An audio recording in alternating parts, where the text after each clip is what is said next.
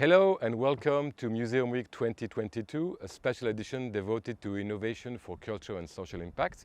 We are here on the roof of Paris and we are very pleased to welcome Jeanne Morel.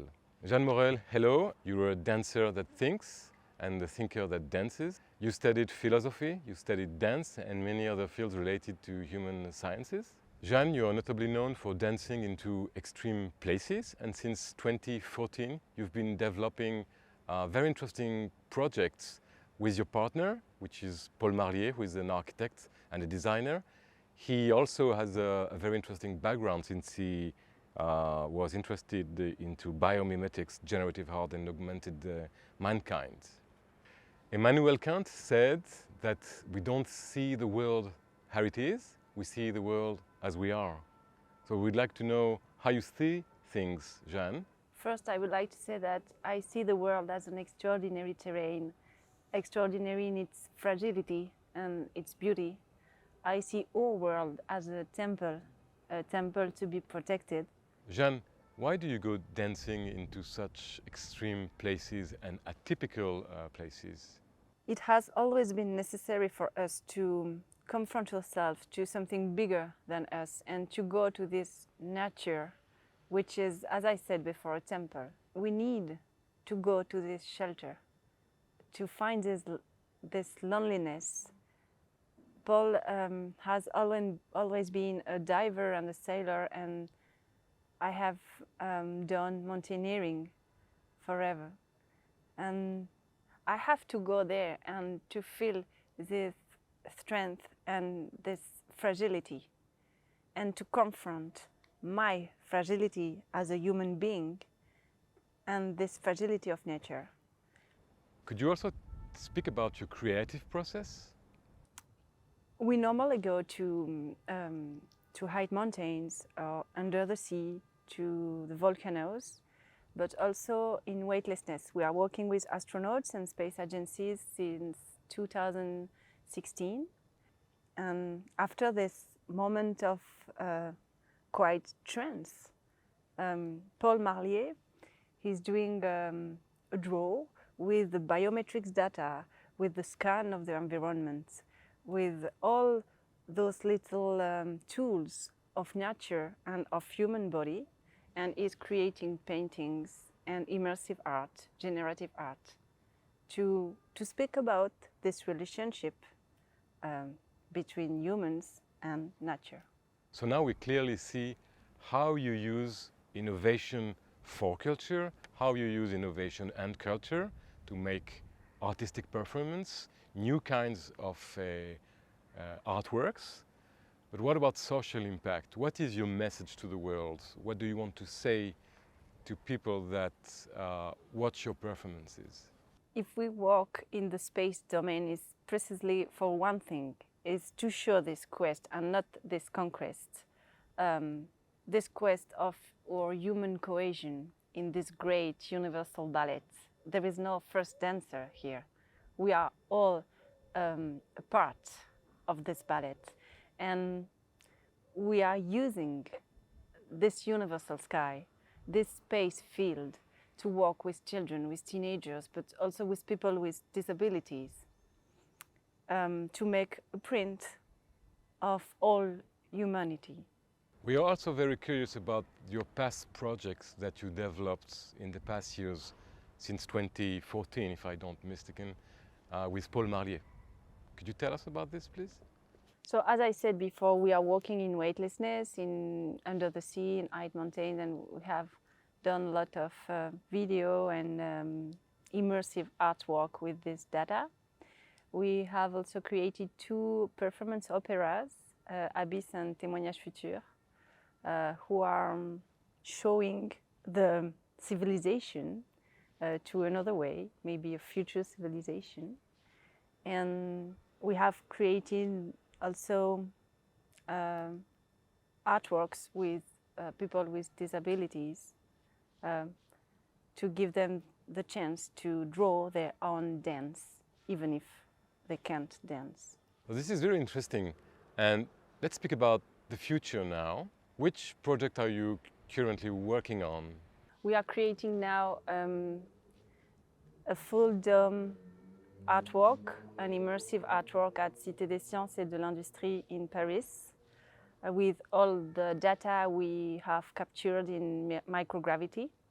And we want to invite people to this journey, to give this lightness, this necessary lightness of being to everybody.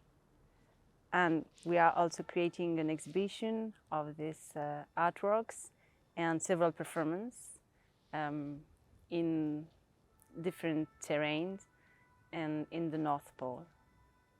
We work as little archaeologists of the future, perhaps. We want to capture the trace, the essence of this environment, and to give its print, maybe to show the antimatter. Jeanne, help us to know you better and tell us what you think when you hear these words.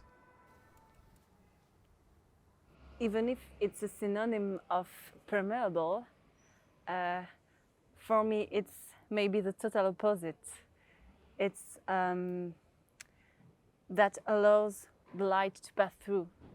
In physics, porosity is the set of voids into a solid material. And I think it's necessary to slip into this void, to feel the sweetness of emptiness in our life, the possibility of weightlessness. Antimatter is a mirror form of matter, and if it is, it's another possibility, another present reality. It's more feeling than seeing. It's magic, and magic is extremely important in my life and in our work with Paul Marlier. If there is no given limit, there is no desire to explore beyond it. I'm a great admirer of Albert Camus and of certain writings of Jean-Paul Sartre. And I see a real freedom in contingency, a liberty, more freedom than anxiety. This is the freedom to be and to be responsible of it. If nothing is written, we can draw a life and be responsible of it. In physics, it's the Heisenberg's uncertainty principle. The fact that we don't know everything, the affirmation of what we do not know. And it's the necessary way to go into reflection and into creation for me.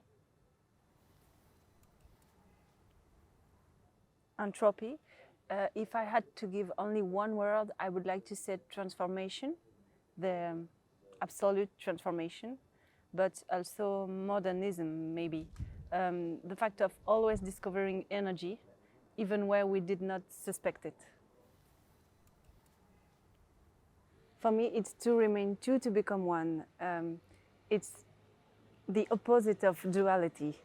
And as porosity, I think it's a multiplication and not a subtraction. And maybe it's exactly what I do with Paul Marlier.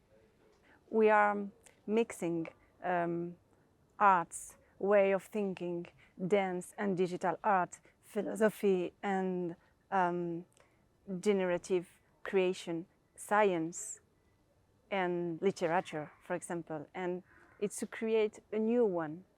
With Paul, we are the two poles, maybe, of the same world. He is the hidden artist, the scientist, drawing his new hieroglyphs, and I am the wind, the body which make this language alive. I recently heard this sentence. Unfortunately, I don't know who's the author. And here is the sentence. I would like to know what you think about it. The future is hard to predict because the past can't stop changing. What does that inspire you? Past is constantly evolving, but our footprints are there, and nothing happens until something moves, as Albert Einstein said. So this dance between past and future is important. Thank you for following this incredible interview with Jeanne Morel from the roof of Paris. We wish you a very happy Museum Week. Enjoy!